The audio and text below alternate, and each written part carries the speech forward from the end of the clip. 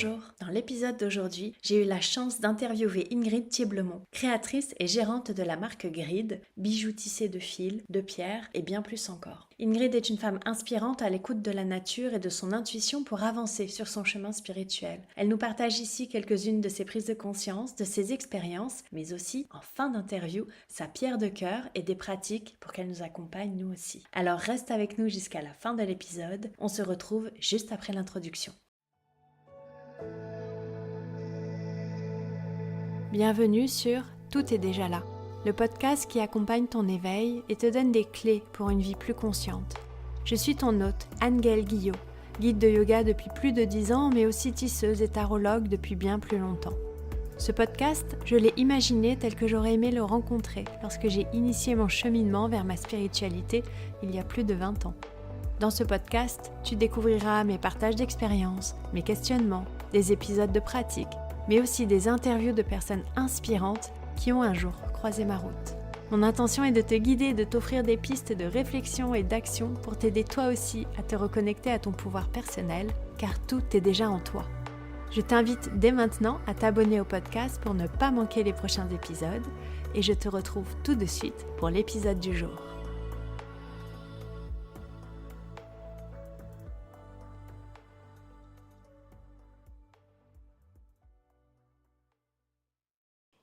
Alors bienvenue dans l'épisode 9 du podcast Tout est déjà là. Aujourd'hui, j'ai la joie d'interviewer Ingrid Thieblemont, créatrice de la boutique Grid. Je suis comme une gamine à l'heure d'ouvrir ce cadeau. Merci beaucoup de nous accueillir dans ta boutique. Parce que de un, en fait, vous l'avez peut-être remarqué, ce lieu c'est comme une caverne, un endroit où on se sent bien. Donc merci de nous accueillir dans ta boutique. Avec plaisir. Et puis de deux, j'adore tes créations. Ça fait des années que je te suis et j'adore tes bijoux. Ils sont authentiques, uniques et sourcés en conscience. Et ça me touche énormément. Donc bonjour Ingrid. Bonjour, Anne-Gaëlle. Alors étant créatrice de bijoux à mes heures perdues et aussi tisseuse de mala, il y a plein de sujets que j'ai envie d'aborder avec toi. Mais est-ce que tu peux d'abord un peu nous parler de toi et nous raconter les moments clés qui ont jalonné un peu ton parcours? Oui, oui, avec plaisir. Donc, les moments clés. Alors, je pense que depuis toute petite, j'aime faire des bijoux. J'ai toujours fait des bijoux. Surtout, j'ai tissé, donc un peu comme toi. Enfin, j'ai tissé des perles avec un métier à tisser. Et je faisais des bracelets brésiliens, tout ça, mes heures perdues pendant les vacances. J'ai aussi beaucoup cousu. Donc après, j'ai voulu être dans la mode ou dans la création de vêtements. Voilà.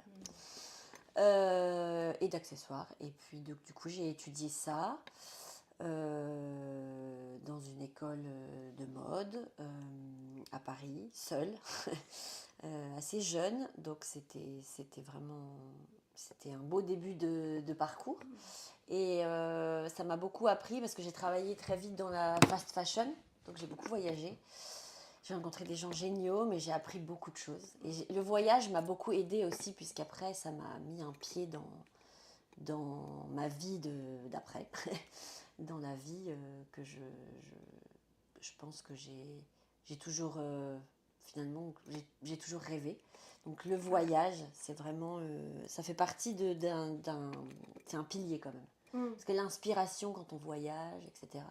Donc j'ai voyagé beaucoup en Asie avec ce travail à Paris et après lors d'un voyage initiatique au Pérou pour changer pour changer durant l'été, partir toute seule avec son sac à dos dans un groupe, pas toute seule non plus complètement à l'aventure.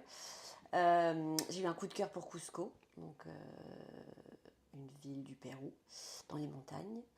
Et j'ai eu un coup de cœur vraiment, on partait, l'avion, je pleurais, je savais pas pourquoi.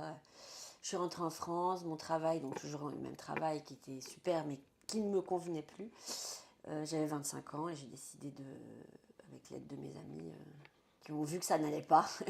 Mais pourquoi tu repars pas en fait? Tu parles tout le temps de Cusco. Bon bah ok, allez d'accord, je repars. Merci. Donc du coup je suis repartie. Et j'étais en famille d'accueil, volontariat et apprendre l'espagnol. C'était un pack, voilà. Je partais pas non plus, j'avais 25 ans, je partais pas en Amérique du Sud toute seule, voilà. Mes parents auraient un peu... Eu peur? Peut-être, surtout ma mère. Mais mais c'était quand même... Et puis même moi, je sentais que c'était bien, je parlais pas espagnol du tout. Et puis en fait, bah voilà, c'était un voyage initiatique, rencontrer des gens. J'ai fait un volontariat avec des enfants dans une école. Je pensais que j'allais aider la maîtresse. En fait, j'étais carrément prof. Enfin, c'était un truc de C'est fou. dingue, Ouais. complètement dingue. Ouais. Et quand tu dis voyage initiatique, du coup, est-ce que tu parles du premier voyage qui était initiatique et de celui-ci aussi? Qu'est-ce que tu entends par là? Ouais, le premier était initiatique parce que la nature, quoi. C'était la connexion. C'était un voyage avec l'UCPA, donc un peu sportif. C'était assez physique, hein. J'étais pas forcément préparée, mais c'était top. Et c'était que dans les montagnes.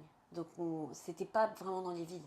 Donc, même Cusco, le coup de cœur que j'ai eu, c'était vraiment fugace. Enfin, on était une journée à Cusco, mais j'ai quand même senti. Ouais, le vrai coup de cœur, en fait. Ouais, Vraiment, c'est le pas- vrai coup de cœur. Ouais, la vraie décision. Et vous êtes allé en randonnée, en fait, dans les montagnes, Ouais. c'est ça? Vous avez passé On beaucoup de temps en plantait la forêt. tente, ouais. D'accord. Dans la montagne. C'était même pas trop en forêt, c'était vraiment les collines, on montait, Ouais, c'était fou. Ouais. D'accord. Ouais, c'était incroyable. Le vrai coup de cœur, ouais. Et donc quand je suis retournée, j'ai eu la même sensation en arrivant. Enfin, c'était clair, quoi. C'était vraiment... Tout s'est fait très vite aussi. Une fois que j'ai décidé... Ah oui, j'y retourne, voilà. En 4 mois, Enfin voilà, j'y retournais. Donc je devais rester 6 mois, en fait je suis restée 9. Et ensuite je suis rentrée en France et puis je suis repartie. J'ai dit en fait je vais vivre là-bas. Donc je suis repartie vivre là-bas. Donc j'avais tout arrêté, hein. J'étais plus du tout styliste, je faisais un peu de freelance pour des marques, et j'étais prof de français à l'Alliance française. Et j'ai eu quelques années après, une petite étincelle comme ça. C'était mon ex-mari à l'époque. Il m'a dit, mais pourquoi tu fais toujours des bijoux à la maison? Pourquoi tu n'ouvres pas une petite boutique ici? Enfin, quand même, au lieu d'en faire, à chaque fois qu'on va en France, t'en ramènes. Enfin, voilà, peut-être plus s'ancrer dans le... Je dis, oh tu crois? Ouais, peut-être. Ou on regarde les prix, voilà. Et puis, du coup, j'ai ouvert une petite boutique de bijoux à Cusco. Et ça a marché tout de suite. Et c'est pas celle que tu as aujourd'hui à Cusco? Celle dont je suis encore actionnaire, on va dire. Non, ça c'est un café, boutique que j'ai ouvert après. Ouais. D'accord. Ouais. Oui, donc il y a eu plusieurs projets sur Voilà. place quand même. Voilà. Mais la première boutique, ça c'était quand même un élément, parce que faire quelque chose et voilà, se montrer quoi, ouvrir quelque chose. Et puis c'était un lieu de... Alors il y a beaucoup de tourisme là-bas, donc du coup il y a beaucoup de touristes qui rentrent, qui viennent, qui découvrent, on discute du pays, on discute de la vie quoi. Ouais. Donc j'avais mis un canapé à l'époque et à un moment je l'ai enlevé parce qu'à la fin c'était même plus trop boutique, les gens ils venaient discuter.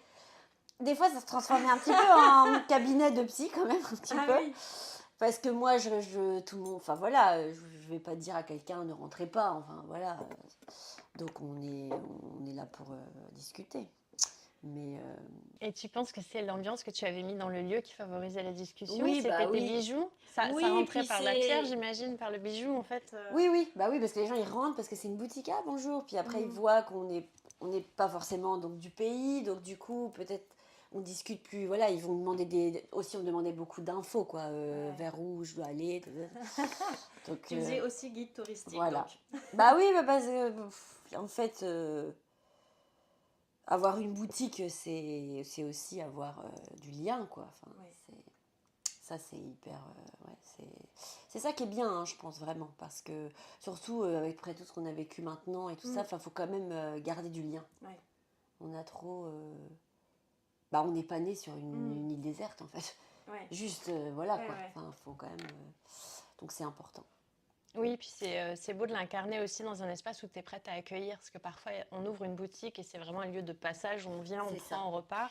Mais ce que toi, tu veux créer, ce que j'entends, c'est que tu veux vraiment que les personnes viennent, s'y sentent bien. Voilà. Et puissent, j'ai pas envie de dire agir, mais être là comme elles le souhaitent, en fait, vraiment. Oui, c'est ça. Tel qu'elles Donc, sont. rester si elles ont besoin de parler, faire que passer si elles font que passer. Ouais, c'est ça. Et j'avais même ça avec les animaux parce que c'est vrai que j'avais beaucoup de chiens errants qui venaient. Ils venaient, ils dormaient 2 heures, puis partaient. Parce qu'il y a beaucoup de chiens errants en Amérique du Sud. Et voilà. Non, mais c'est vrai, hein, c'est vraiment vrai. Hein, ça, et c'est comme ça que j'ai adopté ma chienne. Donc, aussi. oui. c'était vraiment aligné. Hein. J'avais une semaine avant qu'elle arrive dans la boutique comme ça, elle était un peu mal parce qu'elle était en chaleur et voilà. Du coup, elle souffrait un peu parce qu'elle était poursuivie par des chiens, quoi. Et du coup, une semaine avant, j'avais exprimé comme ça à voix haute, mais je voudrais vraiment un chien blanc. Mais vraiment, je voyais le chien que je voulais, le truc de mes rêves. Ah bah, il est arrivé. Ça, c'était quand même génial. C'est dingue. Ouais, ça, c'est trop bien. Donc, quand même, ça faut quand même formuler ce qu'on veut, clairement. Oui, clairement, fois, c'est important. Oui, parce que quand on laisse des zones d'ombre, en plus, ça laisse libre cours à l'interprétation. Et parfois, les choses arrivent, on se dit, tiens, c'est pas exactement ce que j'avais en tête. C'est ça, et puis laisser le temps. Enfin, je l'ai dit, mais j'ai pas pensé, ça va. En fait, c'est ça, c'est ce détachement quand on le dit. Parce que des fois, on le dit, mais on le veut tellement que, je sais pas. Oui, c'est une commande immédiate. Il y a un truc de plus y penser après, tout ce qu'on voit, je sais plus où j'avais entendu ça, mais où vraiment on pose l'intention et après on laisse, quoi. Bon, il y a des choses dans lesquelles c'est un peu plus dur de laisser, parce qu'on y pense tout le temps. Mais là, le chien, ça marchait. Et donc, tu étais à Cusco avec ta boutique ? Ouais, et donc, c'est ça, quand tu parlais de l'accueil, en fait, est née en moi l'envie que les gens restent. Et du coup, pas restent sur un canapé, juste à... Voilà, et moi, je suis dans ma boutique, il faut que je bosse, donc je me suis dit, il faut que j'ouvre un café. Parce que j'adore ce côté, juste petite pause, café, boire quelque chose de réconfortant, et passer un bon moment à regarder, à s'imprégner. Ça, j'adore, la bonne musique. Et en fait, donc pareil, j'avais envie. Et en fait, on est venu me proposer un lieu. J'ai même pas cherché, quoi. Donc, on est venu me proposer, les futurs propriétaires du lieu que j'allais occuper sont venus me voir et m'ont dit, est-ce que ça ne te dirait pas de faire un truc un peu plus grand? On aime bien ta boutique, ton énergie, tout ça. Ils se sont dit, il n'y a pas assez de place. Non, mais voilà, eux, ils habitent à côté, donc ils voulaient vraiment quelqu'un de confiance, avec qui c'était presque familial, et avec eux, c'est presque familial. Ouais. Donc, du coup, j'ai ouvert un café. Boutique, donc voilà. Donc, où je mettais mes bijoux, j'exposais des créations locales, de marques péruviennes. J'ai travaillé avec beaucoup d'artisans différents, enfin voilà. Et puis le café local, puis travailler avec des locaux, quoi. Enfin voilà, des gens, créer une communauté finalement. Ouais, c'est ça. Ouais, c'est ça. Et puis parce que c'est beaucoup de passages. En fait, quand on est dans une ville touristique, il y a beaucoup de passages.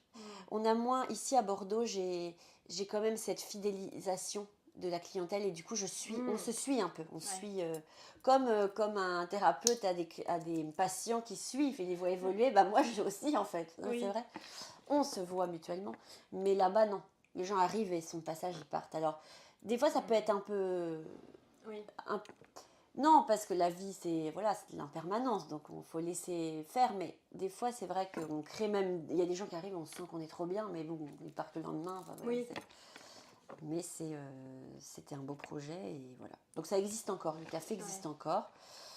Voilà, il est géré par une autre personne, mais il y a toujours mes bijoux. Donc il y a mes bijoux à Cusco, au Pérou et ici.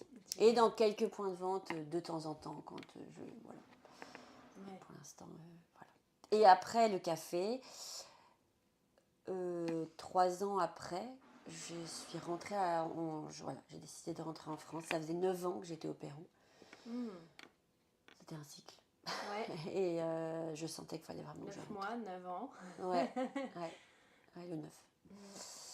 Et j'avais envie de retrouver ma terre. En fait, je voyageais, je voyais ma famille, mais au bout d'un moment, on n'est pas là à des réunions de famille importantes, on voit pas les gens trop... Voilà. Même si ici, j'habite pas du tout à côté de ma famille. Tu es de quelle région ? Moi, je suis de Champagne. D'accord. Donc plutôt du nord-est. Et mais bon, je suis là. Si demain, je dois aller... C'est quand même plus facile d'aller de Bordeaux en région Champagne ou de là où tu habites en ce moment que de partir de Cusco. C'est sûr que ça demande moins de logistique et financièrement, c'est moins engageant, quoi. Alors pourquoi Bordeaux ? Bordeaux, c'était vraiment... quand j'habitais au Pérou et que je rentrais, ma mère habitait en Angoulême, donc on allait faire un tour à Bordeaux, sympa. Je trouvais ça bien, la ville. Je me suis dit, c'est vraiment cool. Et puis, je me suis dit, quand je rentrerai en France, si j'ouvre une boutique, ce sera à Bordeaux. J'avais dit ça. Du coup, quand vraiment l'évidence de rentrer était là, bah, j'ai dit ouais, bah Bordeaux alors. Donc je suis rentrée à Angoulême. Et puis bah, d'Angoulême, voilà. Et en 2 semaines, j'ai trouvé la boutique. Donc c'était encore aligné bien. Le bon moment. Ouais. Oui, en fait, tu fonctionnes beaucoup au coup de cœur. Enfin, à Oui, l'intuition et au coup de cœur. C'est-à-dire qu'avant, Oui. tu sens qu'il y a un mouvement Oui. qui doit se faire ou une décision qui doit Ouais. être prise et tu y Ouais, vas, quoi. c'est dur comme tout le monde le sait, les grosses décisions, des fois on est là, mais une fois que tu le fais, moi c'est toujours comme ça, je le fais. En fait, je prends la décision, je réfléchis après. Voilà. Ouais. En fait, c'est ça, moi, mon moyen. Je réfléchis pas ou je laisse pas.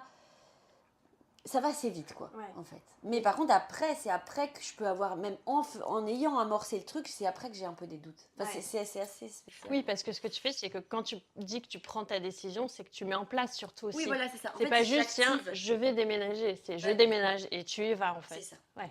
Ouais, c'est ça. Ouais, et ça demande quand même un certain cran.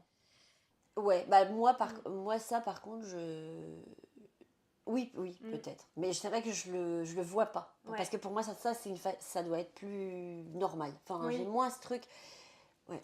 Oui, C'est t'as une après de confiance, en fait. rester plutôt peut-être la stabilité dans cette décision qui est assez dure. Je vais assez rapidement me dire oh oui, mais non, mais peut-être que j'aurais pas dû. Oh, le doute, quoi. Ouais. Voilà, ça c'est plus après. Mais le prendre la décision, parce que quand je regarde dans ma vie, j'ai souvent fait ça, quoi. Oui. Donc, quand j'ai décidé d'aller habiter à Cusco, je suis retournée, c'était dur. Pendant 2-3 ans, c'était dur. Ah oui. Ouais, parce que, bah quand même, j'avais quitté une situation, j'avais un bon salaire, voilà, il y avait ce côté sécurisant, et là, c'était un peu le risque, c'était instable.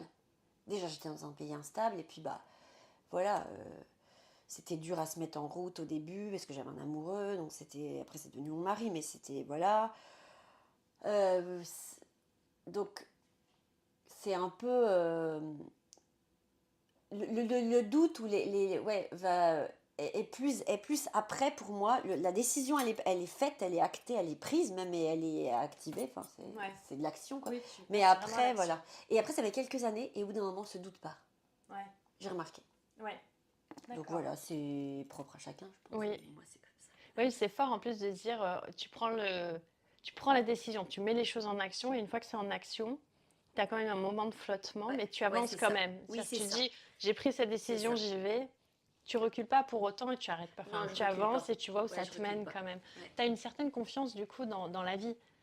Oui, c'est vrai, on peut appeler ça comme ça. Ouais, c'est vrai. Oui, je continue à aller à faire, quoi. Ouais. Ou à aller dans la direction initiale. Et peut-être qu'au fond, aussi, je sais que parce que c'est des cycles, donc peut-être que aussi il y a ça, parce que je sais qu'au bout d'un moment, ça va. Parce que des fois, on anticipe, on est déjà dans. Oui. Comme si on savait déjà, mais très très loin, quoi. Enfin, c'est bizarre des fois. Donc peut-être qu'on sait le changement, on dit bah oui, je suis là, mais de toute façon, un jour, je rentrerai en France. Non. Ouais. Donc, Oui, tu savais finalement que c'était entre guillemets transitoire. je pense. Mais c'est parce que aussi, est-ce que ça vient du fait que tu as un tempérament qui bouge pas mal, donc tu sais que souvent tu vas être amené à changer, à bouger. Ouais, c'est vrai. Ouais, je pense. Je pense que puis, bah, plus ça vient, plus on se connaît. Maintenant, oui. Ouais. À l'époque, bon, j'avais 25 ans, peut-être je me disais moins ça, mais maintenant, bon, ouais, c'est vrai.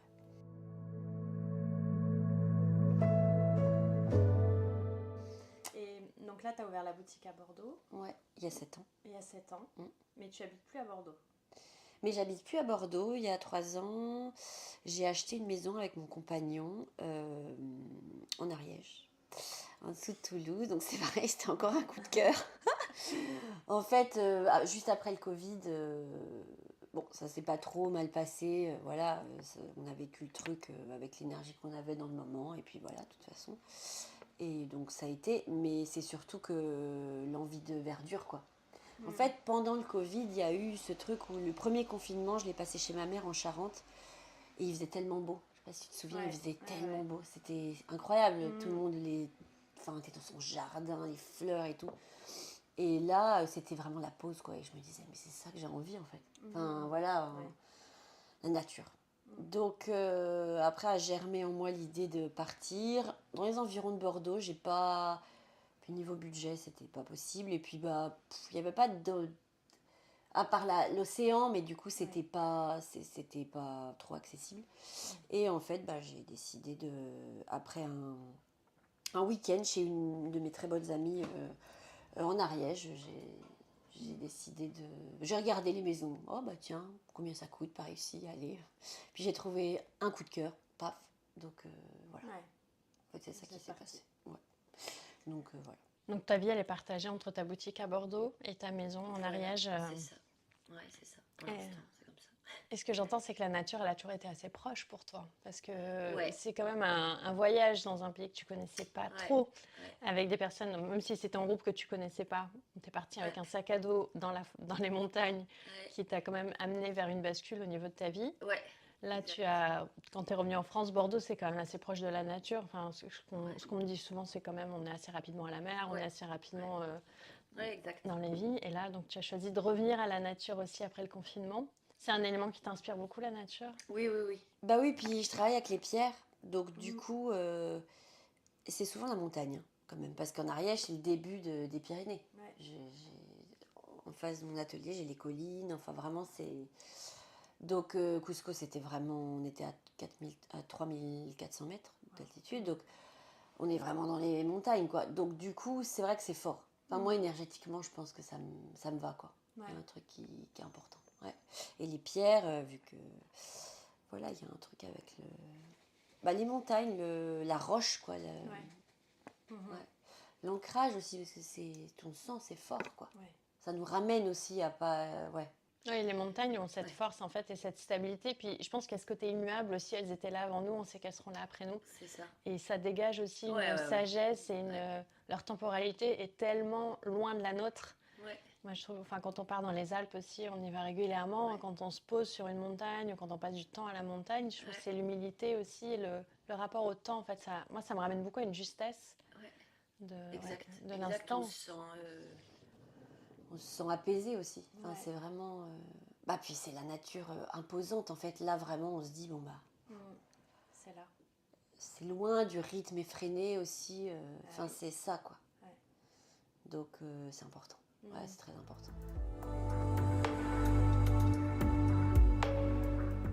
Comment tu choisis tes pierres?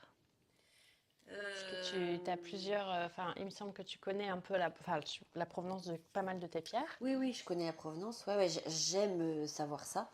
J'aime connaître la provenance. Des fois, il y a quelques exceptions. Mais en général, je vais au Pérou les choisir. Je connais donc des gens. Enfin, je sais où je vais. Et après, je fais tout à l'instinct. Je me pose pas trop de questions, en fait. Ouais. Parce que je fais à l'instinct. Enfin, comme quand tu aimes un collier, tu sais pas pourquoi tu l'aimes. Enfin, des fois tu sais parce qu'il y a un symbole dessus, mais des fois on sait pas. C'est comme les clientes qui ont dit j'ai vu ça en vitrine, je l'essaye, je l'achète, quoi, le truc. Et ça, pour moi, c'est vraiment une force, quoi. Parce que du coup, le mental est moins là, quoi. Et pour tout ce qui est... c'est le cœur, quoi. Oui, comme tu es une personne très intuitive, j'imagine que dans tes créations aussi, c'est très intuitif. Ah ouais. Donc en fait, tu choisis vraiment les pièces à l'intuition. Ouais. Et quand tu crées aussi... Ah oui. Est-ce que tu as... c'est pas du tout prévu. Oui, c'est ça. C'est-à-dire que tu as tes pièces et puis tu vois comment ça fonctionne, tu ressens. Ouais. Et là, le bijou, il naît, en fait. Tu t'intellectualises pas... Je sais pas, par exemple, le matin, je m'assois, je vais pas dire « Oh, alors aujourd'hui, il faut que je fasse de l'améthyste. » non, parce que le yaka faucon, on peut plus, on l'a déjà fait tellement, quoi, on peut plus, quoi. Non. J'aime beaucoup cette approche. Ouais, non, on peut plus, quoi. Déjà qu'on a quand même beaucoup de choses qu'il faut faire, mais on essaye de plus trop les faire. On s'est donc désapprend quand même de tout ça. Donc du coup, ce côté intuitif des bijoux, c'est vrai que c'est comme un enfant.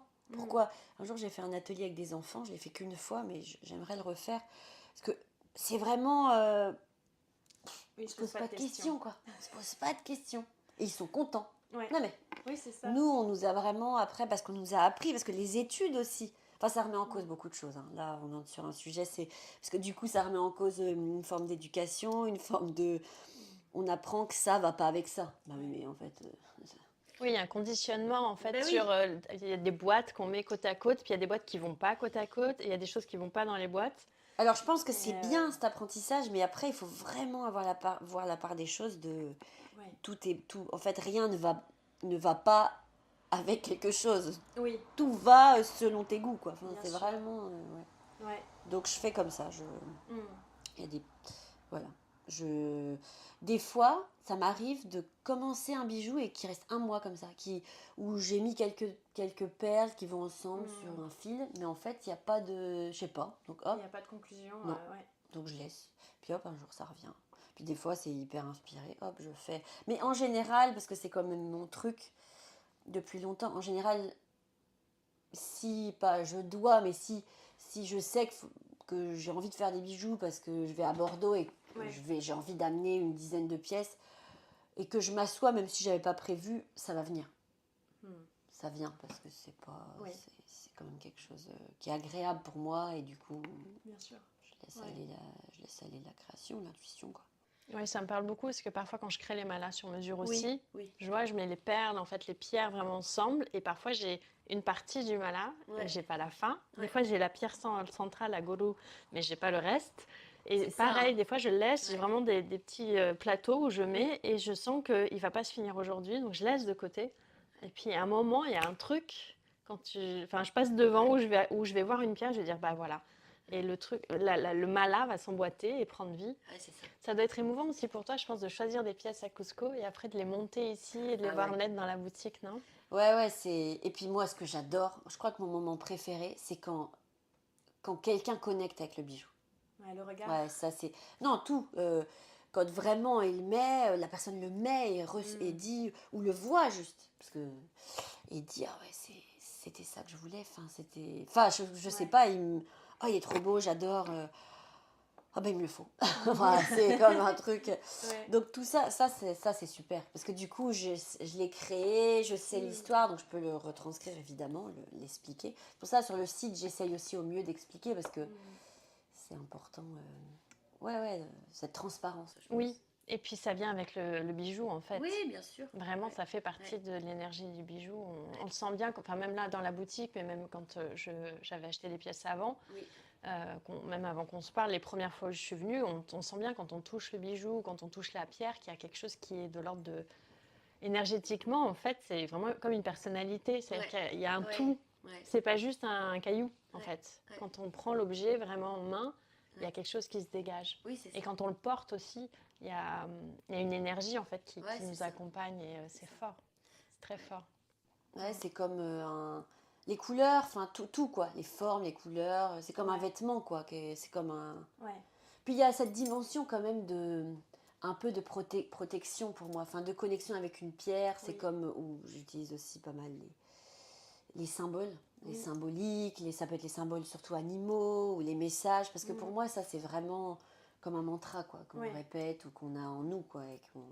Oui, et c'est beaucoup plus c'est instinctif. En fait, la connexion à un symbole, à un animal, même s'il y a une histoire personnelle qui peut teinter la connexion à ce symbole, et ben justement, le fait qu'il y ait une histoire universelle et notre histoire personnelle, c'est ce qui fait comment on la rencontre. Quand on revoit un animal ou quand on voit ce qu'on appelle les synchronicités, on sait en fait, mais ça ne parlera pas à l'autre personne qui est à côté de nous, par exemple. Mais nous, on sait en fait que ce symbole-là ou ce bijou-là ou cette pierre-là, ils vont nous faire vibrer d'une certaine manière.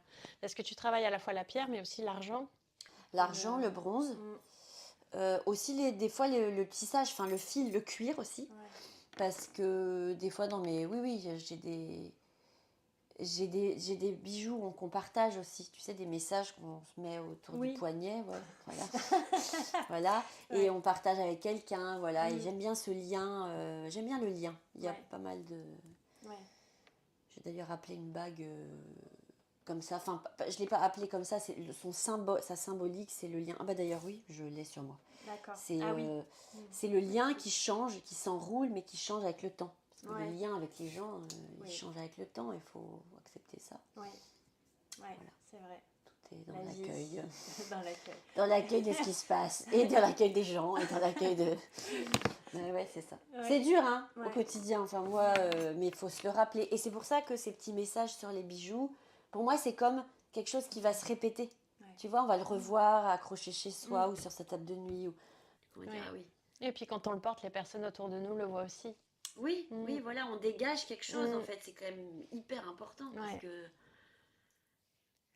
dans ce monde, enfin, il faut vraiment on a envie de dégager ça plutôt que quelque chose de, de négatif, quoi. C'est vraiment important et comme ça après on vit la vibration, quoi. Ouais. Mais c'est vrai que l'humain, c'est toute une histoire en fait. Enfin, je trouve que dans nos vies d'humains et d'humaines, les relations humaines sont vraiment un chapitre qui est pas. J'arrive plus à trouver mes mots, mais ça va me revenir. Mais euh, quelque chose qui est très complexe à aborder et en même temps qui est très instinctif. C'est-à-dire que on sent que c'est naturel d'aller vers l'autre, mais en même temps, alors ça rejoint un peu ce qu'on disait juste avant, il y a ces limitations, ces croyances, notre vécu, qui fait que parfois la rencontre, elle se complexifie plus que ce qu'elle devrait être. Ouais. Et donc le lien que tu évoquais avant avec la personne, bah, il va évoluer aussi en fonction de ça. Ouais. Et c'est beau de... Moi, c'est vraiment l'image que j'ai du lien, tisser du lien. Pour moi, c'est une phrase qui revient souvent dans mon langage aussi, dans mes écrits, parce que je trouve on oublie en fait ce fait qu'on fait, on crée ce lien. Ouais. On est acteur, on n'est pas juste là à se dire bon bah la personne elle doit être là et passivement à attendre qu'il se passe quelque chose. En fait, on est acteur, on crée, et c'est en tissant que bah, la toile elle apparaît. Et qu'on crée cette relation-là. Et parfois le fil se défait, parfois il se refait, parfois il change de couleur. Ça. Mais ouais. C'est beau. Et justement, en parlant d'accueil et de beauté, on avait évoqué ensemble, lors d'une discussion, cette notion justement qui est forte pour toi. Oui. Donc on l'a vu là un petit peu, accueillir dans la boutique, accueillir dans le café. Mais le beau, parce là, c'est clair, sur le site internet aussi, tu le retranscris très bien, ce qui n'est pas évident. Pourtant, sur un média comme celui-là, ou même Instagram, tu le retranscris, il y a cette notion de beau dans ce que tu fais. C'est-à-dire que le bijou est beau, mais tout ce que tu fais autour accompagne cette beauté. Ouais.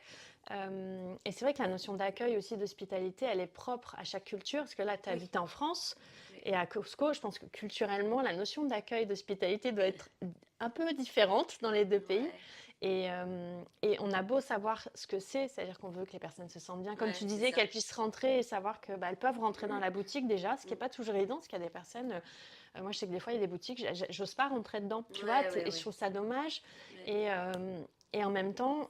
Il y a cette croyance personnelle qui fait que l'hospitalité, ça va se retranscrire différemment. Il y a une personne qui va peut-être tout de suite offrir une boisson chaude, comme tu l'as fait là tout à l'heure. Tu nous as accueillis comme on était comme des coques en pâte avec la boisson chaude, etc. Il y a des personnes pour qui ça va être une musique, un regard. Il y a des personnes pour qui c'est dans l'objet. Est-ce que tu peux nous parler un petit peu plus de cette notion d'hospitalité et d'accueil pour toi dans la boutique, par exemple là à Bordeaux, ce que tu as voulu faire ou ce que tu retranscris du coup dans le site, mais aussi le beau, parce que je pense que ça va ensemble en fait, parce que on se sent bien ici parce que c'est beau. Tu vois ce que je veux dire? C'est vraiment, on sent que il y a une attention qui est donnée. C'est-à-dire que tu mets de toi dans tout ce que tu fais. Est-ce que ça te parle? Oui, bien sûr. Mais tout est important. En fait, c'est ça. Parce qu'en fait, parce qu'on ne peut pas laisser une partie... on ne peut pas dire... ce serait comme être extrême, quoi. Dire que je vais faire qu'un truc que spirituel, je vais faire un truc que beau, je vais faire... Tout est important. Donc en fait, il faut donner la part à tout. Donc pour moi, c'est important que quelque chose soit abouti, aller jusqu'au bout de quelque chose. Donc si je fais un beau bijou, je vais pas le mettre dans une boutique moche. Enfin bon, le mot est... Non, mais je vois ce que tu veux dire. Enfin, c'est-à-dire que en fait, on peut... Pour moi, ça va pas avec, en fait. Mais c'est un cheminement, hein, c'est long, hein, parce que... je pense qu'au début de sa vie, on passe par le côté plus physique. Enfin, moi qui travaillais dans la mode, c'était plus le paraître, donc plus esthétique, tout ça. Mais peut-être que justement, après, il y a eu la connexion avec l'âme, plus important, les voyages, tout ça. Donc, c'est un tout. Il faut essayer au quotidien, pour moi, de tout connecter ensemble et que tout ait une part égale. Donc, l'accueil, c'est très important, puisque l'accueil, c'est les gens, on est tous différents. Donc, c'est accueillir les gens comme ils sont. On peut pas, on peut pas faire autrement. Enfin, je veux dire, des personnes avec des profils hyper variés. Ah bah oui. Et puis j'ai beaucoup de thérapeutes qui viennent choisir leur pierre parce qu'ils sont énergéticiens ou parce qu'ils ressentent. Je dis des gens. Après j'ai des gens, de tout quoi. Des gens aussi qui sont malades, qui se confient à moi, qui me disent je vais me faire opérer, c'est demain. Enfin des choses graves aussi des fois. Et qui ont des coups de cœur et qui viennent chercher du réconfort ou du soutien. Du courage. Donc comment, voilà, j'ai aussi des gens qui vivent dans la rue, qui viennent des fois. Enfin, oui, vraiment, ça nous dingue. est... T'as des personnes qui vivent dans la rue, mais qui se sentent libres de rentrer dans ta boutique, oui. d'interagir avec Bah, toi. on leur sourit, quoi. Enfin, Ouais. on va pas être... En fait, il faut faire attention parce que on peut pas... Enfin, pour moi, enfin, on peut pas. On peut toujours se couper de quelqu'un. Mais le truc, c'est que il faut s'écouter vraiment. Enfin, l'humain, en vrai, on est tous liés. Donc, pourquoi je me couperais de lui et pourquoi j'ouvrirais la porte à l'autre? Enfin, c'est pas. Après, bien sûr, dans les limites, il faut pas que ce soit quelqu'un qui va nous, voilà, comme quelque chose, je sais pas, de nocif. C'est-à-dire, il y a une limite. Oui, on a tous nos limites. Qu'il y a le respect Voilà. en fait de ton Bien espace sûr. aussi. Mais quand il y a eu quelqu'un qui arrive et qui veut un bijou et oui, qui ça se voit, qui est dans la détresse vraiment physique, tout quoi. Enfin, bah nous on lui apporte un peu de réconfort, puis voilà. Ouais. Enfin, c'est comme ça en fait. C'est juste, c'est dur aussi parce qu'on se dit ah bah mince, oui, ça nous remet à notre place aussi, mais voilà. On a chacun notre place aussi, et on a un rôle à jouer, donc je pense que c'est important de prendre les gens comme ils sont. Et puis aussi, ça fait travailler sur soi, parce que si quelqu'un entre, tu dis oh, je ne l'ai pas senti, il est comme ci, comme ça, bah, y a toujours ce truc d'effet miroir, on se dit bah oui, mais pourquoi je l'ai senti comme ça On sent que dans tes partages aussi, dans ton vécu, qu'il y a quand même sous-jacent, même si tu ne le nommes pas, tu as des pratiques spirituelles, en fait, tu as un chemin vers la spiritualité qui s'est fait, quel que soit le nom qu'on lui donne. Ouais. Est-ce que tu peux nous en parler un peu? Parce que moi, je le sens là en fil rouge et en pointillé, mais j'ai envie d'entendre plus. Ouais, bah, je suis en train, enfin, je pense que ça va plus se développer encore plus, ouais. Bah, j'ai des pratiques. Je suis surtout avec les pierres, enfin, j'ai des pratiques comme ça. Et surtout, instinctivement, j'essaye de faire des rituels que j'ai le matin ou que je fais un peu de yoga, des prières, et puis dans mes lectures aussi, c'est ça qui m'inspire aussi beaucoup. Mais oui, je pense qu'on a tous une part tellement grande aussi qu'on ne voit pas ou qu'on ne veut pas voir pour l'instant ou qui peut tellement nous aider, quoi. Ouais.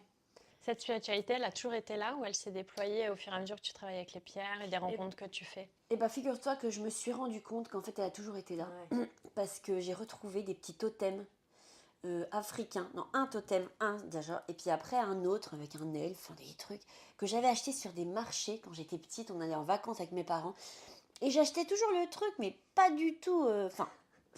pas du tout le truc girly avec le cœur ou quoi. Moi, j'allais tout le temps. C'était un petit totem en bois taillé. Je l'ai retrouvé. Ça, j'avais 7 ans quand j'ai acheté. Après, c'était avec la mer. Bon, j'avais un petit orque, pas parce que j'aimais beaucoup tout le monde marin. Mais j'ai retrouvé des choses. Et en fait, tout m'est revenu. Si on va plus vers l'intime, parce que quand même, c'était important pour moi. C'est quand j'ai vu le film de Un monde plus grand, sur Corinne Sombrin, c'est sur sa vie, avec Cécile de France, oui, c'est ça. Et ben en fait, quand j'ai vu le film, je suis sortie de l'Utopia, je me rappelle, et j'ai pas pu m'arrêter de pleurer pendant, je sais pas, 10 minutes. Il y avait ma mère, elle comprenait rien. J'ai dit, je sais pas, maman, je sais pas, je me sens pas bien. Enfin, je me sens pas bien. Je me sentais bien et pas bien. Ah ouais. Et j'ai écrit. Et il a fallu que j'écris. Et là, tout m'est revenu, mes animaux totems. Comme si le monde... Je sais pas, il y a un truc spirituel qui s'est... Je me suis dit, il faut que... Il faut que j'explore ce... Ouais. J'ai senti qu'il y a quelque chose qui s'ouvrait là. C'est comme si quelque chose revenait en fait en mémoire, quelque chose que tu avais oublié, soit parce que la vie déjà des fois nous fait oublier certaines parties de nous-mêmes. C'est ça. Et que là, à ce moment-là, cette partie-là, elle a voulu revenir en fait en lumière. C'est ça. Les temples, les églises au Mexique, quand je suis allée à la Virgen de Guadalupe, tu sais, je voulais y aller. Et j'y suis allée. Ah bah c'était pareil. Le truc. T'as pleuré, Mais ouais, parce que il y a des endroits, des choses qui m'émeuvent énormément. Et du coup, je cherche un peu. Tu vois, il y a ce chemin qui est en train de... Donc je sais que j'ai un truc avec le tambour, forcément, parce que... Pareil, dès qu'il y a un truc de tambour, donc il y a un truc à explorer, peut-être à libérer, et peut-être un chemin vers ça. Oui, il y a en tout cas, le monde chamanique est passionnant, quoi. Enfin, moi, ça m'attire vraiment beaucoup. Les pratiques chamaniques. Ah ouais. Ouais. Donc c'est en chemin. Oui.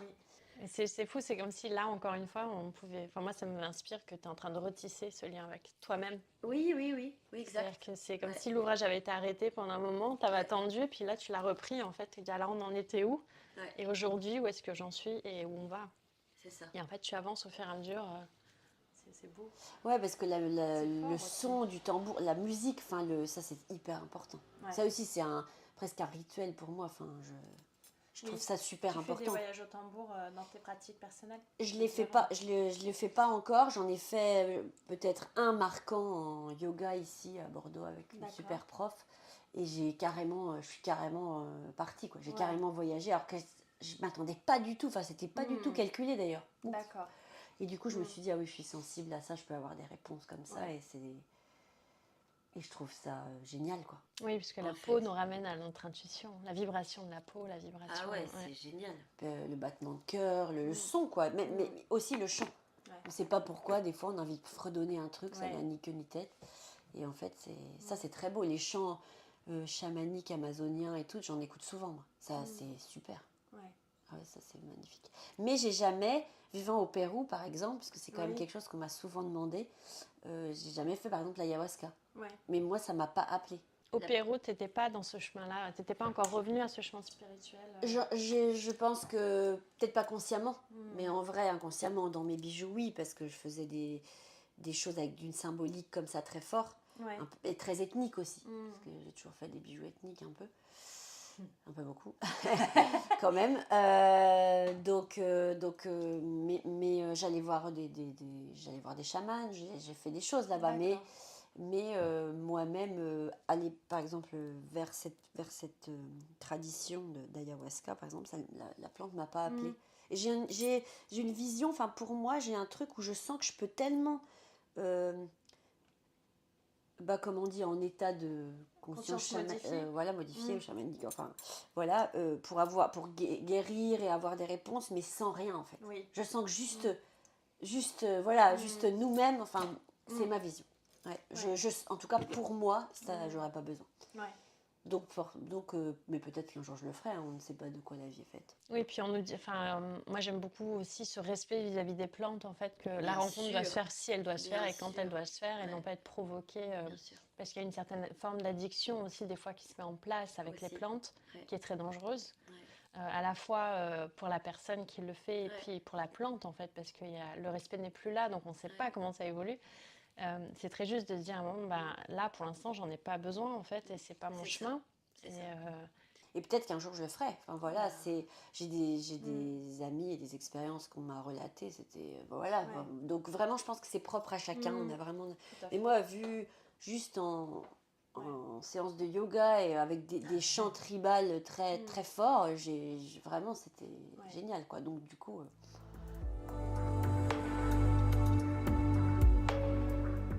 Grid, c'est la création de bijoux, mais c'est pas que ça en fait, tu fais aussi de l'artisanat un petit peu. T'accueilles déjà des artisans. Oui, parce que là, on voit, il y a l'oracle d'Anne-Laure Catel, il y a les dessins de Juliet, il y a les chapeaux, je n'ai pas le prénom de la personne. Mais... les chapeaux, c'était une créatrice de Lima, mais qui a arrêté. Ils sont magnifiques. Ouais, ils sont trop beaux. Et cet artisanat, ces bijoux, ça a toujours été le cas. Du coup, depuis que tu es petite, tu faisais des bijoux. Mais est-ce que c'est venu en travaillant dans la mode, ce souhait de travailler avec le geste, l'artisanat? Ou est-ce que c'est quelque chose que tu as toujours eu aussi? Le goût du geste, il était là déjà quand tu faisais les bijoux, j'imagine? Quand tu étais petite, Oui. Et puis c'est l'échange, parce que c'est sympa d'avoir... parce qu'en vrai, c'est que des personnes qui aiment aussi mes bijoux. Donc qui venaient, qui étaient clientes. Ah. Et du coup, c'est bien, on discute, tu fais quoi? C'est génial, on pourrait essayer, et puis voilà. Puis je trouve que quand ça va avec avec la boutique, quoi, avec le message que je véhicule, je choisis comme ça, quoi. Là, ça va clairement, oui, ça accompagne vraiment l'univers que tu crées, en fait. La laine aussi, l'alpaga de Claire, c'est c'est mon amie qui habite en Ariège, c'est grâce à elle que je suis partie vivre là-bas. C'est vrai. C'est elle qui t'a dit retourne à Cusco, tu nous parles trop de Cusco, c'est ça? Peut-être aussi, à l'époque à Paris, elle faisait partie de mes amies et aussi, elle habite tout près de chez moi en Ariège du coup. Donc du coup, elle aussi, et puis elle travaille avec le Pérou du coup. En fait, on est tous je pense, dans le même cercle de création. Enfin, tous, pas que ce que je vends dans la boutique, hein, tous, je pense, mais c'est important de prendre soin de la création des autres. Ouais. C'est important d'être transparent quand même, je pense aussi. Ouais. Puis c'est chouette d'avoir accès directement au travail de la personne, je trouve. Ouais, c'est ça. Puis la personne, elle vient, elle dit, je fais ça, humblement, on fait des choses, voilà, C'est beau. Puis c'est aussi souvent des créatrices qui font ça et à côté qui travaillent. Hein. Donc voilà, c'est important c'est bien aussi. Tu les soutiens finalement en fait. Oh ouais, c'est bien, c'est important. Puis ça crée encore du lien, quoi. Ouais. C'est encore pareil. Oui, c'est ça. Dans la même énergie, dans le même... ça te Après, il faut être honnête, donc on peut me proposer quelque chose et je vais dire non, parce que je le sens pas, ou parce que... Mais en général, tout ce qui arrive, enfin, ce qui se présente, c'est assez... Voilà, c'est cohérent. Ouais, ça va dans ton univers, en fait. Tu attires vraiment ce que tu vibres, finalement. C'est ce qu'on dit souvent. Et c'est pour ça souvent qu'on parle de l'importance d'être entre guillemets aligné, parce que ça doit pas être facile aussi, c'est une forme de vulnérabilité de faire des bijoux et de montrer ses créations, parce que c'est une partie de soi. Enfin, moi, parfois je le ressens comme ça, je suis honorée de le montrer au monde, mais des fois quand je le vois le mala terminé, je me dis tu vas prendre ton envol. Et il y a cette forme d'humilité et de vulnérabilité qui est là au moment de montrer la création et de l'avoir se faire accueillir. Ça, avec le temps, c'est plus fluide parce que ça fait longtemps que je le fais et je montre, voilà. Mais c'est pour ça aussi que c'est une petite entreprise. Enfin, c'est des petites collections. Tout ce que je fais faire au Pérou, c'est des petites collections. Je veux pas... Parce que voilà, il faut que ça garde le sens. Et puis chaque pièce est unique. Enfin, c'est ça aussi qui est complètement dingue, c'est que dans tout ce que tu proposes, chaque pièce est unique. Même si tu as une collection, tu vois, je vois par exemple les bracelets ou les médailles, chaque médaille est unique, chaque bracelet est unique. Même si la forme, le fait que ce soit fait à la main. Non, puis je sais qui le fait. Enfin, vraiment, pour moi, c'est très important, quoi. Parce que c'est ça le truc, c'est qu'on a perdu ce lien. Ouais. Encore une fois. Et le truc, c'est qu'on a perdu... Après, je sais, hein, c'est pas du tout une critique ou une accusation, mais je pense qu'on se sent bien en tant qu'être humain quand on sent que on fait du bien à tout le monde. Bien donc sûr. Forcément, de respecter le travail de l'autre, de dire j'achète cette carotte parce que je sais que... Non, mais c'est vrai, enfin, je veux dire, c'est quand même... C'est une démarche, pour moi, je trouve très humaniste, à laquelle on revient beaucoup aussi chez moi, c'est de mettre de moins en moins d'écart entre l'objet que j'ai dans la main ou la nourriture que j'ai dans la main et la personne qui l'a créée. Je sais que nous, on a cette démarche de plus en plus, on fait nos courses au marché, on connaît la productrice de fruits et légumes, on la voit toutes les semaines, elle nous raconte comment ça se passe d'une semaine à l'autre pour elle. Le fait de, quand j'achète une pièce chez toi, je sais en fait que toi aussi derrière tu mets cette intention-là, donc tout se perdure. Et puis quand j'achète une chaîne, parce que les chaînes en argent, elles viennent d'Allemagne, je connais l'entreprise, ça fait longtemps que je travaille avec eux, c'est une entreprise familiale et tout, et du coup en fait, quand on fait ça aussi, on remercie chaque partie, quoi. Oui. Et en fait, juste de le faire, on n'a même pas besoin de le dire. En fait, les choses changent. Ouais. C'est vrai. C'est vrai aussi, parce que quand nous, on le fait, autour de nous, on crée un changement aussi petit à petit. C'est comme, c'est de faire les choses d'une certaine façon qui font faire changer le monde, en fait. Parce que de parler, d'expliquer comment on le fait, c'est bien. Ouais. Mais en vrai... C'est l'action. Non, mais c'est bien de faire des constats pour nommer les choses, mais c'est sûr que tant que c'est pas transformé en action concrète dans la matière, ça sert à rien. Et je pense que les constats sont très justes à faire, parce que parfois ça permet des prises de conscience, mais il faut que derrière, en effet, il y ait une action pour transformer en fait ce constat-là en autre chose. Parce que l'action, elle va inspirer quelqu'un. Ouais. De toute façon, on est là-dedans. Oui. Enfin, je trouve ça génial, moi, ce truc d'inspiration où on fait quelque chose, on inspire quelqu'un qui de nouveau va inspirer. Enfin, ça, c'est génial, quoi. Ouais, c'est super. Et puis il y a aussi cette intention derrière. Parce que, en fait, moi, ce que je trouve même avant l'action, il y a cette intention, en fait, au départ, de se dire, là, je veux connaître tous les maillons de ma chaîne, par exemple. Et donc, du coup, cette intention, elle habite l'action aussi.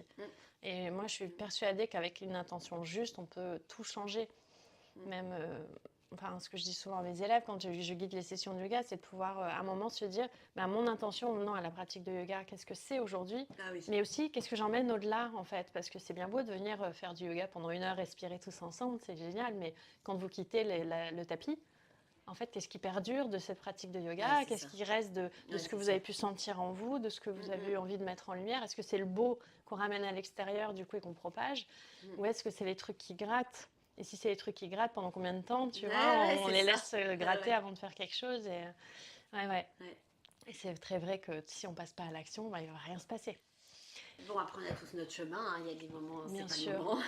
Oui, et puis il y a des actions aussi qui sont pas faites pour tout le monde, je pense. Moi, je suis persuadée qu'on est tous là, comme tu l'évoquais avant, pour une raison. On a tous un rôle à jouer. Voilà, c'est ça. Mais par contre, quand on a trouvé son rôle, il faut y aller à fond. Voilà. Il faut y aller et puis, aussi, ne pas oublier qu'on peut changer, quoi. Parce qu'on est vraiment coincé dans nos convictions un peu... un peu... cloisonnante. Donc du coup, des fois, mais vraiment, si demain on a envie d'autre chose, on peut, quoi. Ouais, c'est vrai. Et vraiment, ça, c'est tellement... Et je trouve qu'il y a tellement de gens qui pensent comme ça. Enfin, ça se développe. Moi, je suis très optimiste, hein, parce que franchement, je trouve... Enfin, on va à la librairie chez Mola, ici, enfin, le rayon développement personnel, mais il est énorme. Enfin, je veux dire, c'est... On sent que les gens, ils... Enfin, voilà. Il y a tellement de gens qui expriment leur parcours et qui disent je suis partie de là, il y a eu ça, c'était et hop, j'ai réussi. Donc je trouve qu'on est on n'est pas constant, il faut accueillir des fois, c'est compliqué, mais on a les clés pour oui, pour accueillir, et puis on peut changer les choses avec une petite action. C'est ce qu'on oublie souvent, parce que parfois on entend beaucoup mais moi à mon échelle je peux rien changer, c'est ridicule. Et en fait, si tu fais pas, peut-être que ça va pas inspirer ton voisin de le faire aussi, ça va pas montrer l'exemple à tes enfants de le faire aussi. Et du coup, derrière, il y a toute une chaîne. Enfants, alors là, c'est ça. C'est la part du colibri. Oui, c'est ça, exactement. Et ça, c'est hyper important. C'est hyper important. C'est tout. En fait, c'est ce que je te disais, tout est important. Pour moi, c'est ça.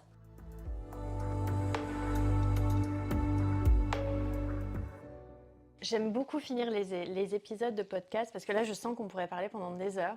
Et j'étais en train de me dire, mais un jour, en fait, je vais faire une table ronde avec les personnes que j'ai interviewées. Ça serait tellement beau.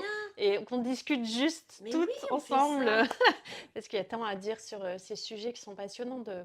Parce que tu vois, on parle d'action, mais derrière, on pourrait aussi, du coup, rebondir sur la conscience et l'intention qu'on met dans l'action, comme on venait de le faire, et se dire, en fait, est-ce que ce qu'on fait au quotidien va vraiment nourrir quelque chose de plus grand que nous et un changement ?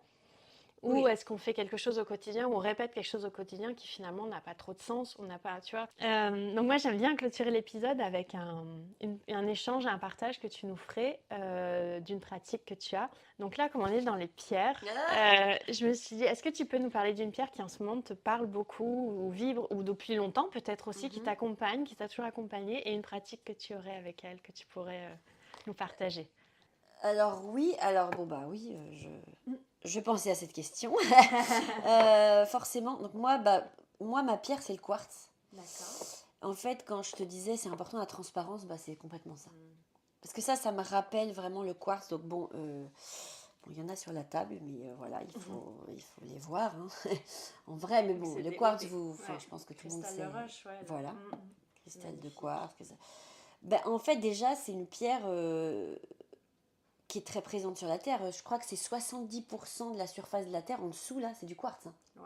Donc, on marche sur du quartz. On peut pas nier l'énergie. Enfin, je veux dire, il y a un moment... Enfin, si, on peut nier, si on est décidé. On a envie. On fait ce qu'on veut. Mais moi, en tout cas, je l'accueille complètement, cette énergie. Donc en fait, j'ai un quartz sur moi. Je les vends aussi, hein, ça c'est voilà. Et c'est une pierre qui m'accompagne tout le temps. Enfin, presque pas tous les jours, mais presque. Franchement. Et elle a pris des coups, elle est tombée, elle est toujours là. Alors des fois les pierres se cassent, hein, les clientes viennent me disent ou à éclater ou des trucs trop bizarres. Ben oui, mais ça c'est des trucs. Enfin c'est pas grave en fait. Ça arrive comme une relation des fois, se fan ou se hop. Donc pour moi, la pierre, elle évolue avec nous, elle peut devenir plus transparente. Enfin, moi, j'ai vu que mon quartz, il a des spectres nouveaux qui sont apparus. Tu sais, les spectres de l'arc-en-ciel. Et alors, en fait, le quartz, pour moi, c'est vraiment... ça symbolise ça, la transparence, quoi. En fait, c'est comme pour se rappeler qu'on est lumière. Parce que on a oublié, quoi, qu'on est lumière, on pourrait le dire plus simplement, qu'on est super, qu'on est vie, quoi, qu'on est... Et comme on nous... Enfin, moi, ça me le rappelle, quoi. C'est cette transparence, cette lumière qui rentre dedans, enfin, je trouve ça... D'ailleurs, c'est ça l'effet des pierres. On les regarde et on se sent comme subjugué, quoi. C'est un truc. C'est fou. C'est vrai que souvent, quand on voit une pierre, enfin, moi, je sais que quand je choisis une pierre, ou même les perles, ou les pendentifs, ou les bijoux, quand je suis sur ton site ou en boutique, c'est quelque chose qui nous appelle. C'est-à-dire que d'un seul coup, on a une couleur ou une forme, ou à faire... Et vraiment, comme un chat, on a le regard qui se tourne là et on est capté. Et avec le quartz, il y a ce côté transparent et en même temps, enfin là, on le voit bien. Nous, on a la chance, tu nous en as mis 4 devant nous, mais en fait, chacun est unique, chacun a vraiment un reflet. Et puis, il s'est créé comme ça. Hein. Enfin, c'est merveilleux. Hein. C'est les pointes. Comme ça. On ne l'a pas taillé. Là, on les voit en petit. Parce que tu nous as mis sur la table la pierre de la boutique qui est vraiment une... c'est un morceau en fait de terre. C'est ça. C'est un morceau et du coup on voit bien la formation des quartz. Les cristaux quoi, ils se font comme ça et c'est. Enfin, je pense que vraiment faut s'honorer quoi. On n'honore pas assez cette vie qui est là quoi. Donc pour moi c'est quelque chose que je porte souvent. Alors par exemple quand j'ai quelque chose d'important à faire ou quelque chose qui me tient à cœur, qui est peut-être un peu de stress ou quoi, je vais le mettre. Je vais l'avoir avec moi. Ou des fois, je peux pas le mettre parce qu'il est gros. Hein, donc des fois, ça me gêne ou quoi. Je le mets dans mon sac à main. D'accord, c'est vraiment un compagnon en fait que tu as. Ouais, c'est ça. Et après, par exemple, je peux dormir avec une pierre aussi. Par exemple, cette nuit, j'ai dormi avec le quartz. Alors ça, là, il est presque quartz ou améthyste, mais de toute façon, c'est la même chose, une améthyste ou un quartz. C'est juste qu'une améthyste, elle a chauffé. Ouais. D'accord. Donc voilà. Donc du coup, des fois, on met une intention. Je peux mettre une intention, aller, ou méditer avec une pierre. Et après, je la laisse. Et comme je te disais tout à l'heure, après, on n'y pense plus. Quoi. On fait une prière et on laisse faire. Tu les nettoies, tes pierres, tes cristaux? Je les nettoie toujours avec du Palo Santo. Je l'ai fait ce matin dans la boutique. Je nettoie ceux de la boutique aussi. Hein. Toujours avec du Palo Santo. Et c'est tout. Et après, je fais... Franchement, ce que je dis, je le répéterai... Enfin, jamais assez. C'est vraiment à l'intuition. Vraiment, quand on le sent, on dit, ah bah tiens, je vais nettoyer. Tiens, hop. Donc, oui, il ne faut pas que ça devienne un automatisme, un réflexe. Non. Mais surtout, aussi, il y a quelque chose qui est important pour moi. Les livres, c'est bien. Mais j'ai lu un très beau livre d'ailleurs de Catherine Hudson qui parle des pierres. Ça s'appelle Se soigner, guérir avec les cristaux, je sais plus. En tout cas, elle explique qu'elle fait tout à l'intuition. Et en fait, j'aime bien ce truc parce que elle parle de quelques pierres où elle va dire, mais elle explique que c'est vraiment intuitif et c'est ce que je conseille toujours aux gens quand ils viennent. Ils me disent, je voudrais acheter une pierre pour ma tante, elle est malade, elle a ça, ou elle a le sommeil, machin. Je dis toujours, mais quand vous pensez à elle, qu'est-ce qui vous vient? Vous avez envie de... Je mets des petites infos, oui, alors le quartz, c'est bon pour la guérison, aligner, l'alignement, la lumière, tout ça, mais en vrai, c'est nous qui sentons. Il n'y a pas meilleur guide que nous-mêmes. Ça vibre beaucoup ce que tu dis. Moi, je le rappelle tout le temps aux élèves, que ce soit avec les pierres, mais même avec les plantes, en fait. Oui, bien sûr. On sait qu'il y a des bénéfices sur certaines plantes, comme dans les simples.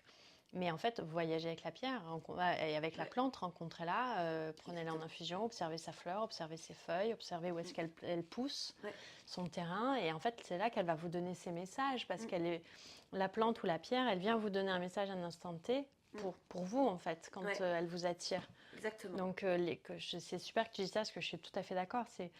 En fait, c'est l'expérience, faire l'expérience et pas l'intellectualisation. On peut dire, alors ça, c'est ça. Mais... Oui, c'est toujours pareil de l'action. En fait, c'est toujours la théorie. C'est génial les livres parce que quand même, ça nous ouvre des horizons de fou. Mais après, on expérimente ce qu'on a eu. Quoi. Et ça va ou ça va pas. C'est juste ça. Hein, c'est pas... En fait, il n'y a rien de... Oui, parce qu'on ne peut pas se tromper de toute façon. Enfin, il ne va rien se passer de grave. On peut pas se tromper. Mais par contre, on peut vivre des expériences de dingue avec des pierres.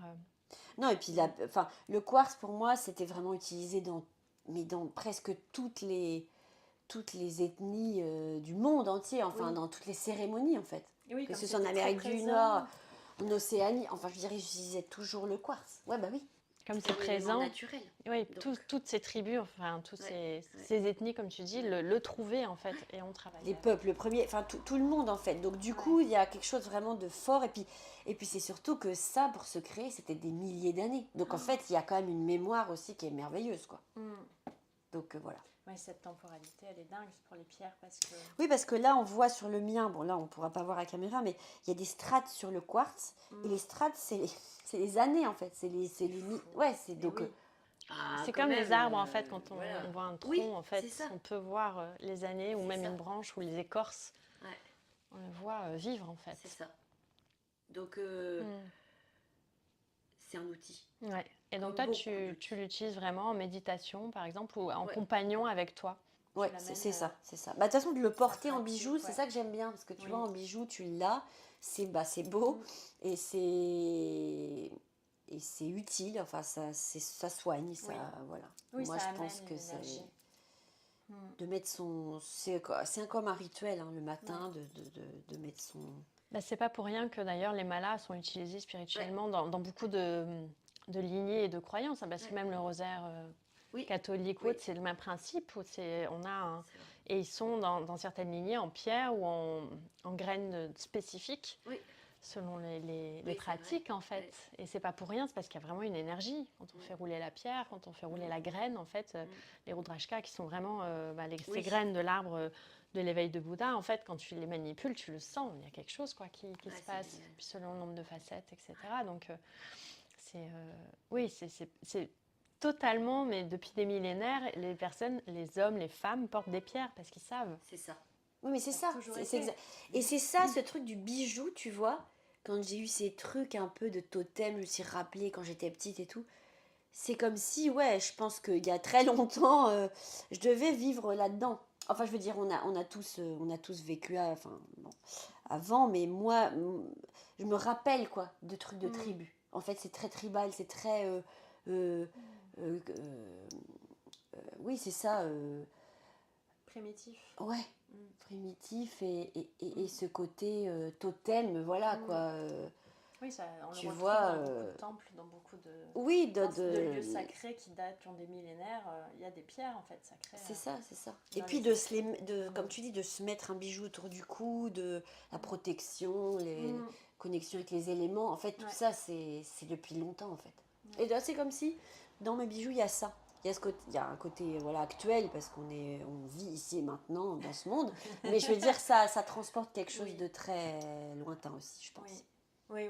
Ouais. Ah oui, c'est millénaire. Enfin, c'est comme je fais le parallèle forcément, mais avec les plantes, c'est pareil. Enfin, on a toujours, c'est les éléments en fait. Ils étaient autour de nous, ils ont toujours été autour de nous, ils sont autour de nous. Et c'est des compagnons. Ouais, c'est ça.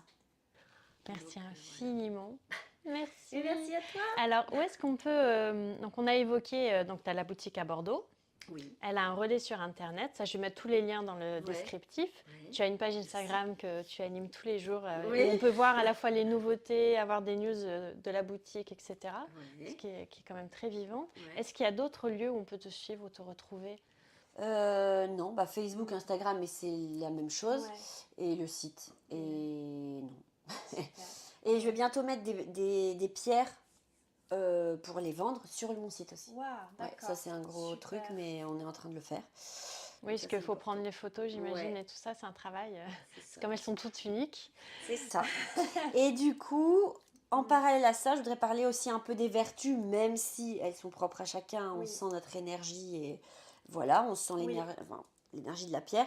Je vais aussi essayer d'écrire plus sur le site pour parler un peu de beaucoup de choses, mais j'ai envie de partager un peu plus peut-être.